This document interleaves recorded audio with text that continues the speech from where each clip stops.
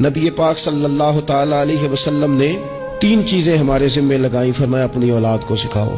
یہ باپ کے ذمے لگائی ہیں حضور نے چیزیں, ماں کے ذمے لگائی ہیں. فرمایا یہ اپنی اولاد کو سکھاؤ. 3 چیزیں. یا رسول اللہ صلی اللہ علیہ وسلم کون کون سی؟ فرمایا ایک تو اپنی اولاد کو اپنے نبی کی محبت سکھاؤ. اس کا مطلب ہے ابا کو نعت پڑھنی چاہیے نا, اس کا مطلب ہے اماں کو نعت آنی چاہیے نا, اس کا مطلب ہے حضور کے قصیدے یاد ہونے چاہیے نا, اس کا مطلب ہے نا کبھی بازو تھام کے باپ کا ہے نا پتر چل آج فلان جگہ تجھے لے جاؤں وہاں مدینے والے کی باتیں ہوں گی. اس کا مطلب ہے کہ اسے باپ کو ان سارے رستوں کا تعین تو بیٹے کا بازو تھام کے اسے کتنی جگہوں پہ لے گیا ہے.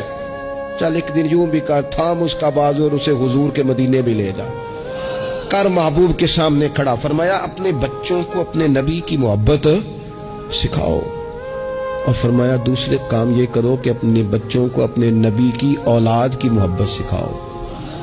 سکھائی حضرت عمر نے جناب عبداللہ کو, عبداللہ ابن عمر کو محبت, تو پھر انہوں نے محبت کی.